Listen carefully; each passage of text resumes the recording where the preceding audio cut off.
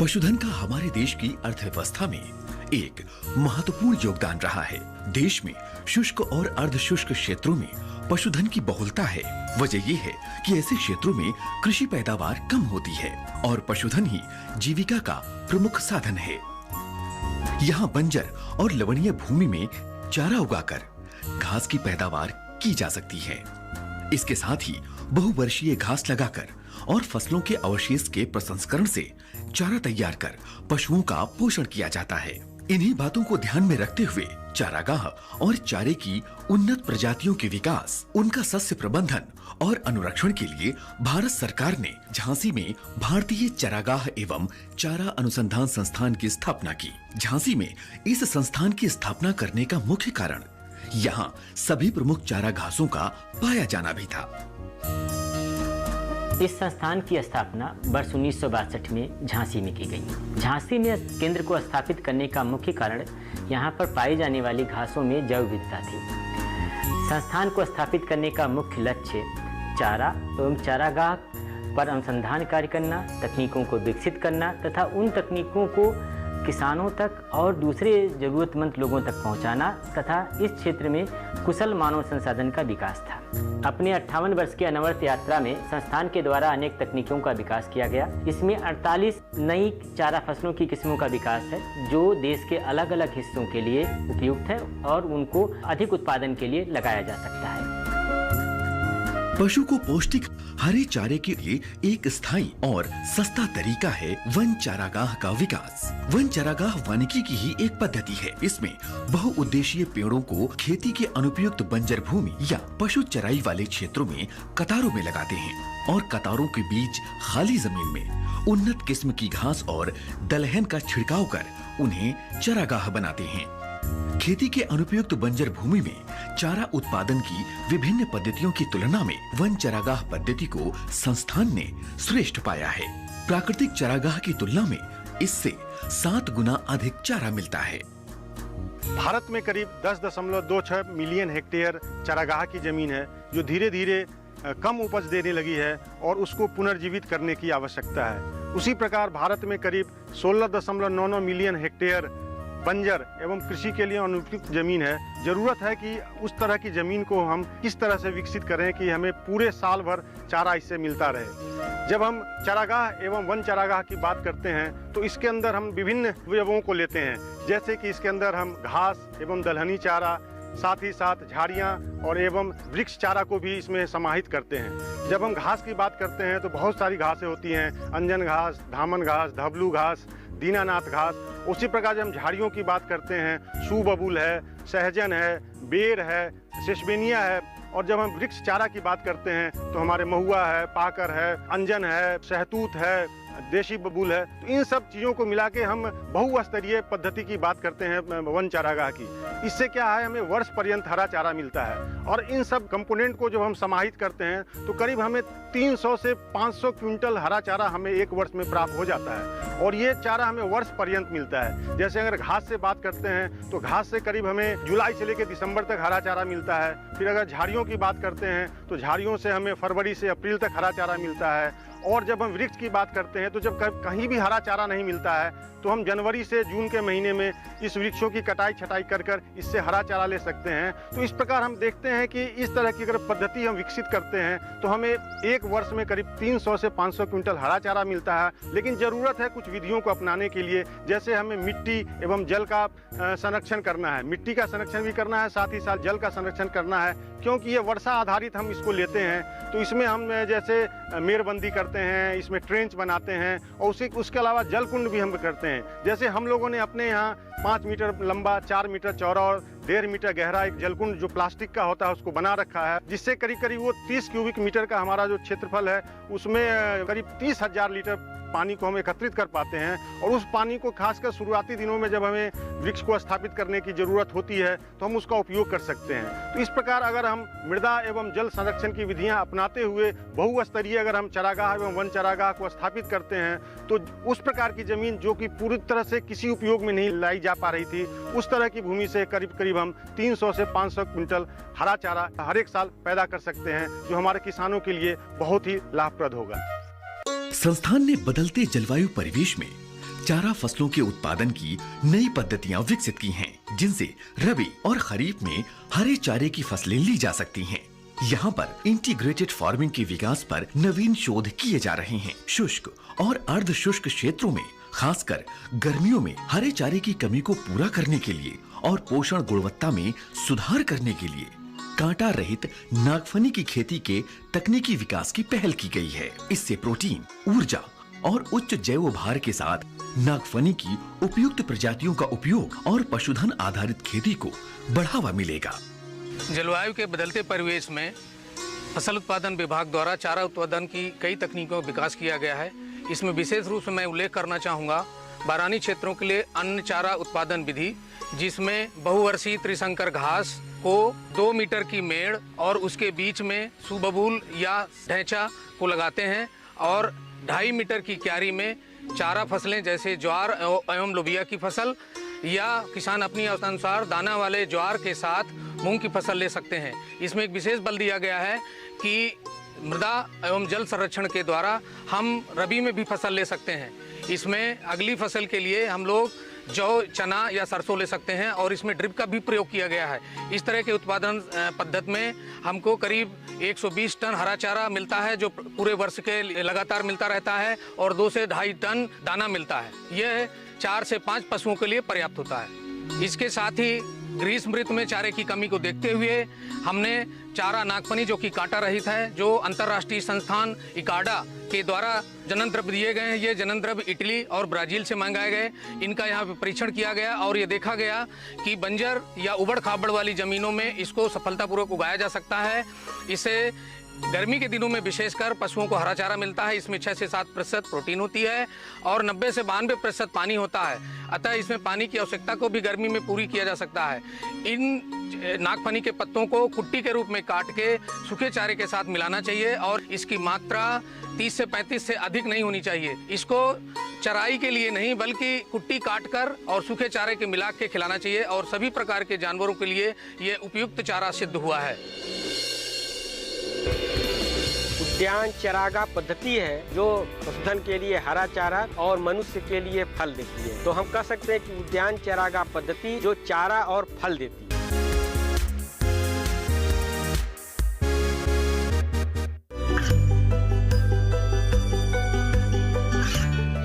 गांवों और पिछड़े क्षेत्रों में सरकारी योजनाओं की जानकारी पहुंचा।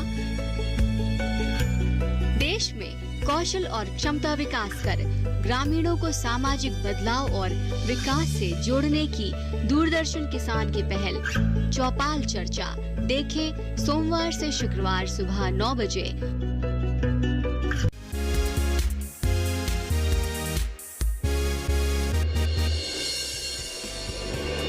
इस संस्थान की स्थापना वर्ष 1962 में झांसी में की गई। झांसी में इस केंद्र को स्थापित करने का मुख्य कारण यहाँ पर पाई जाने वाली घासों में जैव विविधता थी। भारतीय चरागाह एवं चारा अनुसंधान संस्थान ने पशुओं को पौष्टिक और अधिक चारा उपलब्ध कराने के उद्देश्य से उद्यान चरागाह पद्धति का विकास किया है। इस पद्धति के तहत कई तरह के पौधे लगाकर घास और दलहनी बीजों की बुवाई से हरे चारे की उपलब्धता सुनिश्चित की जाती है। इस पद्धति से एक फायदा और है कि बंजर पड़ी जमीन धीरे धीरे और अधिक उपजाऊ होती चली जाती है, जिससे फल और चारा तो मिलता ही है, साथ ही पर्यावरण को भी फायदा होता है।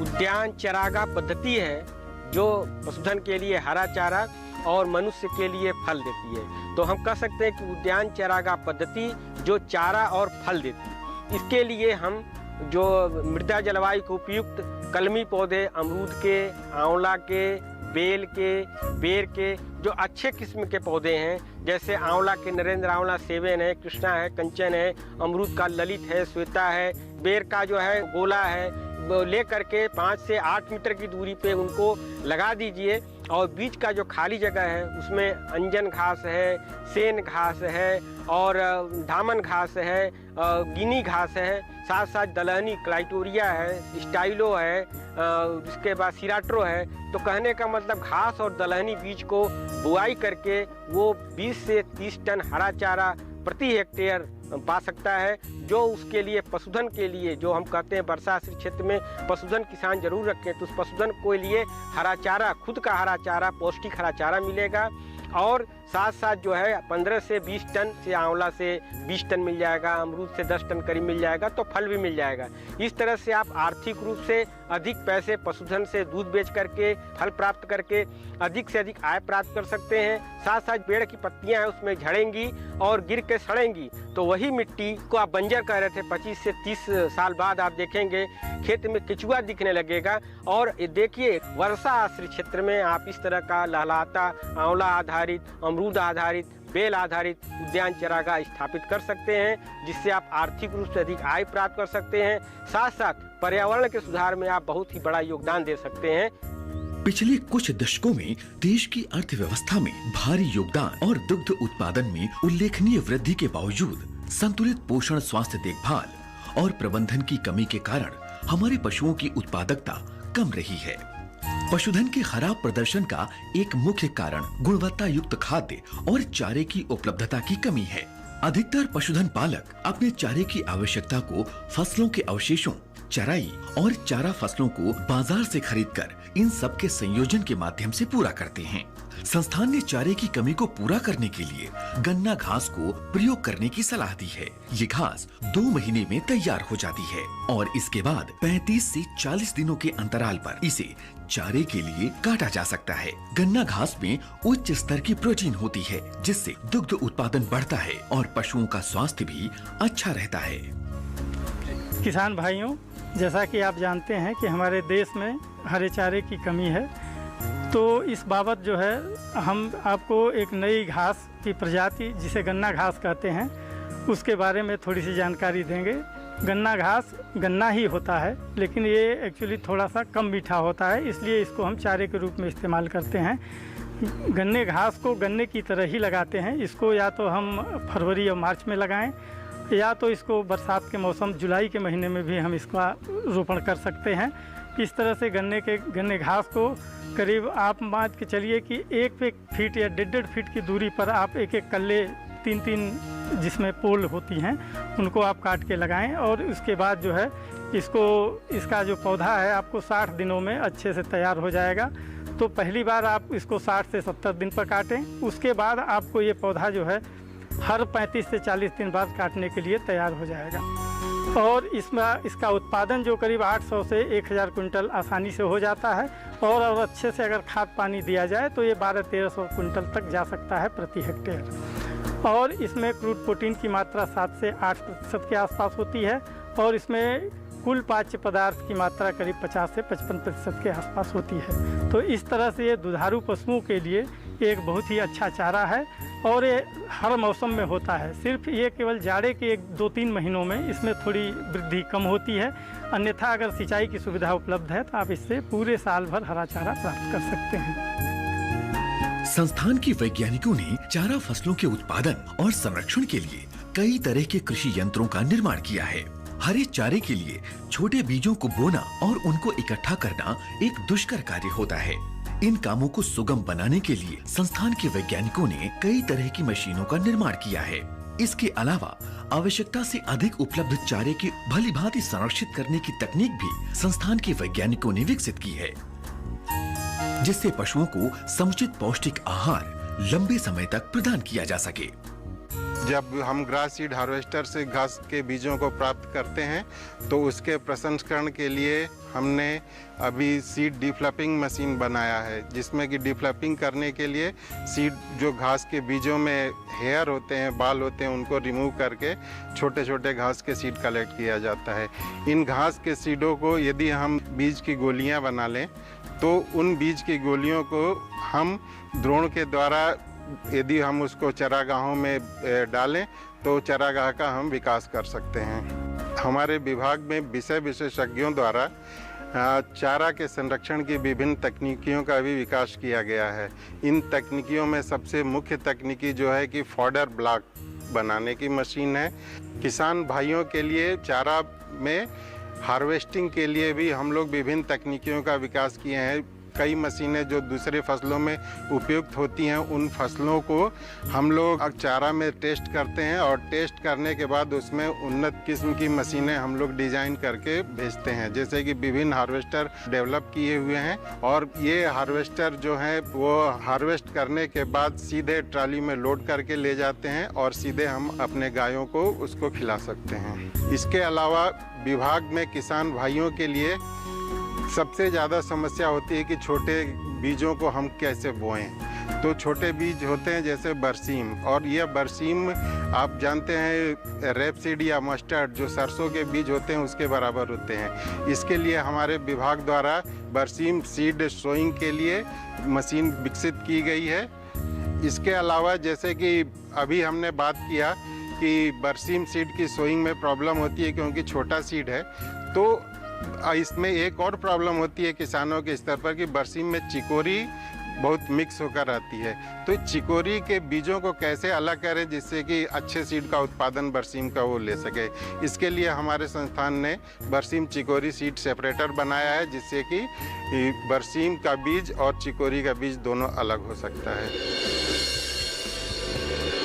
हमारे देश में कुल भैंसों की 14 नस्लें हैं जो हमारे देश के अलग अलग क्षेत्रों में पाई जाती हैं। उन्हीं नस्लों में से एक है भदावरी नस्ल जो उत्तर प्रदेश और मध्य प्रदेश के भदावर क्षेत्र जिसको कहते हैं वहाँ पाई जाती है।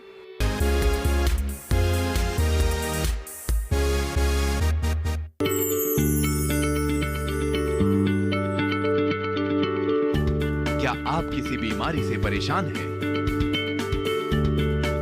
चाहते हैं डॉक्टर की सलाह? तो हम हैं आपके साथ, बताएंगे आपको जीने की राह। समस्याएं आपकी, समाधान देश के मशहूर विशेषज्ञों के। घर बैठे बात करें देश के जाने माने डॉक्टरों से। हमारे लाइव प्रोग्राम स्वस्थ किसान में हर शनिवार शाम 6 बजे से 7 बजे तक।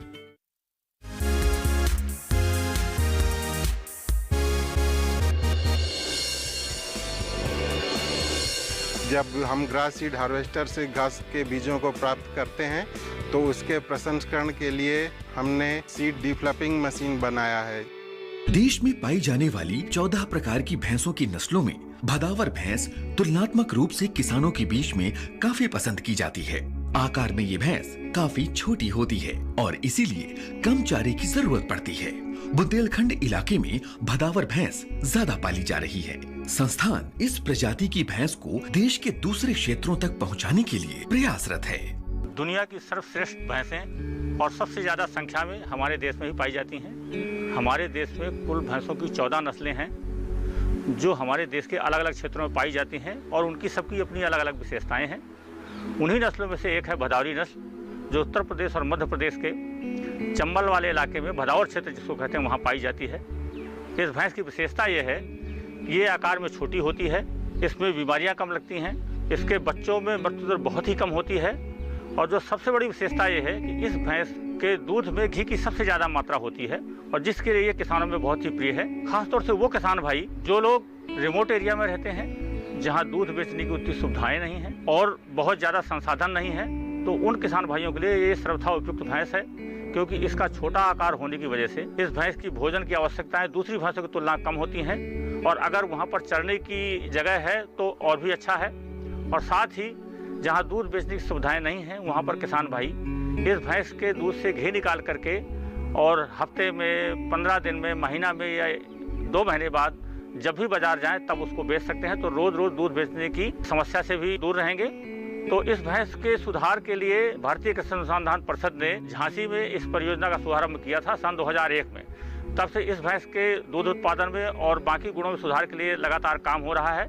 इसके तहत अभी तक उन्नत नस्ल के 40 सांड हम देश के विभिन्न संस्थानों को दे चुके हैं जहाँ पर इनका वीर्य हिमीकरण किया जा रहा है और उस हिमीकृत वीर्य को देश के विभिन्न भागों में जहाँ जहाँ ये भैंस पाई जाती है उसको पहुँचाया जा रहा है जिससे कि इसके हिमीकृत वीर्य से कृत्रिम गर्भाधान का कार्य किया जा सके तथा भदावरी नस्ल के उच्च गुणवत्ता वाले सुंदर बच्चे उत्पन्न किए जा सकें। तो इस दिशा में अब तक हमारे पास लगभग 6 लाख से ज़्यादा हिमीकृत वीर्य की डोजेज फ्रीज की जा चुकी है और लगभग हर एक फील्ड में जो खास तौर से वो इलाका जहां भदावरी पाई जाती है वहां पर इससे कृत्रिम गर्भाधान का कार्य चल रहा है।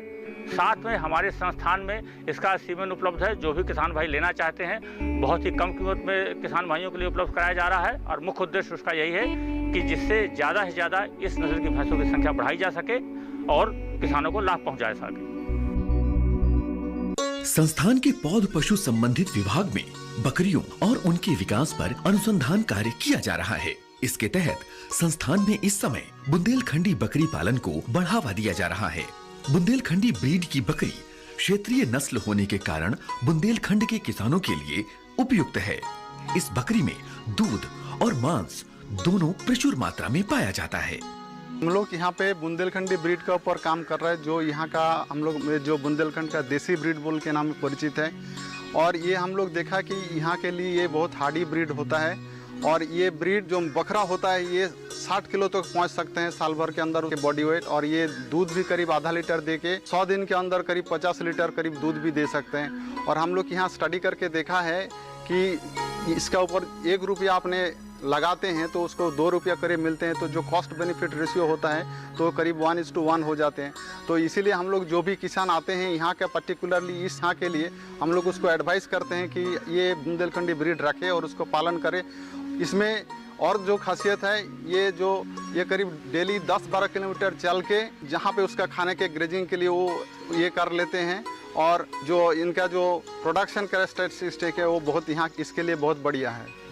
आज के समय में बढ़ती हुई आबादी और दूध की मांग को देखते हुए चारे की मांग में लगातार वृद्धि हो रही है। साथ ही चारा खेती के लिए क्षेत्रफल में वृद्धि की संभावना भी काफी कम है। इसीलिए संस्थान का बीज तकनीकी विभाग लगभग 20 से ज्यादा चारा फसलों के बीजों का उत्पादन कर रहा है।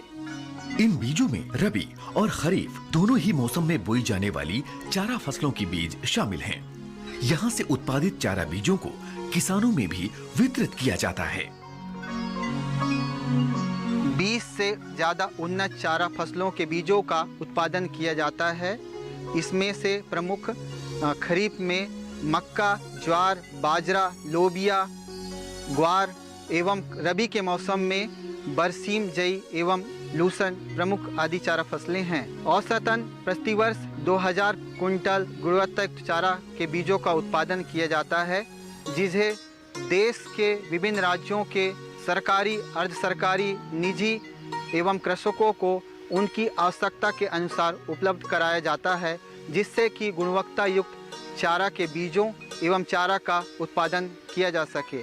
जिन किसान भाइयों को उच्च गुणवत्ता युक्त वाले चारा के बीजों एवं चारा का उत्पादन करना है, वह इससे संबंधित बीजों की प्राप्ति के लिए संस्थान से संपर्क कर सकते हैं। अनुसंधान और विकास के क्षेत्र में संस्थान विभिन्न राष्ट्रीय संस्थाओं के साथ अंतरराष्ट्रीय संस्थाओं के सहयोग से भी कार्य कर रहा है। भारतीय चरागाह एवं चारा अनुसंधान संस्थान अपनी नवीन तकनीकों और प्रौद्योगिकियों की सहायता से लगातार पशुपालकों को गुणवत्तापूर्ण चारा उपलब्ध करवाने और दुग्ध उत्पादन में वृद्धि करने की मुहिम में प्रयासरत है। संस्थान अपने स्थापना से लगातार किसानों की सेवा में निरंतर काम कर रहा है और अभी तक हम लोगों ने अलग अलग क्षेत्रों में बहुत सारी ऐसी तकनीकों का विकास किया है जो देश के सभी भागों के लिए उपयुक्त है। हमारे 4 शोध केंद्र हैं जो अलग अलग राज्यों में स्थित हैं। धारवाड़ कर्नाटक, अंबिकानगर राजस्थान, श्रीनगर जम्मू कश्मीर और पालमपुर हिमाचल प्रदेश में एक केंद्र भी हमारे शोध के जो अलग अलग कार्य हैं अपने अपने सहयोग दे रहे हैं। वर्ष 1972 में अखिल भारतीय समन्वित चारा फसल अनुसंधान परियोजना की शुरुआत की गई। इस समय इस परियोजना के अंतर्गत 23 जो हमारे केंद्र हैं अलग अलग राज्यों में काम कर रहे हैं। हमारा मुख्य उद्देश्य भारत में चारा फसलों की कमी को पूरा करना है और इसमें हम काफ़ी हद तक सफल भी हुए हैं। अगर आप देखें वर्ष 1951 में जहां हमारे पास कुल पशुधन 292 मिलियन था, वह बढ़कर 2019 में 535 मिलियन हो। तो इस तरह से आप देखें कि जो पशुधन की संख्या थी लगभग दुगनी हुई। लेकिन इन सब के बावजूद, इन चुनौतियों के बावजूद भी हम अपनी तकनीकियों के जरिए देश में चारा की कमी को काफ़ी हद तक पूरी करने में सफल हुए हैं। इस समय संस्थान के द्वारा जो मेरा गांव मेरा गौरव का कार्यक्रम है उसके जरिए 100 गांवों में हमारे वैज्ञानिक निरंतर कार्य कर रहे हैं। हमारे संस्थान के द्वारा लगभग 100 KVK के जरिए कृषि विज्ञान केंद्र के जरिए तकनीक प्रसार में कार्य किया जा रहा है। हमारा उद्देश्य है चारा एवं चारागाह में कौशल विकास को प्रोत्साहित करना। इसके लिए हमारे संस्थान के द्वारा प्रतिवर्ष लगभग 5000 किसानों को प्रशिक्षित किया जाता है। हमें पूरा विश्वास है कि जो अनुसंधान कार्य हमारे संस्थान के द्वारा किए जा रहे हैं वो अनुसंधान कार्य इस दिशा में सहायक सिद्ध होंगे और हम देश को चारे में आत्मनिर्भर बना सकेंगे। ऊंट रेगिस्तान का जहाज माना जाता है। इसका इस्तेमाल कई वर्षों से मानव कर रहा है। इसी उद्देश्य को देखते हुए भारतीय कृषि अनुसंधान परिषद ने इस संस्थान की स्थापना की।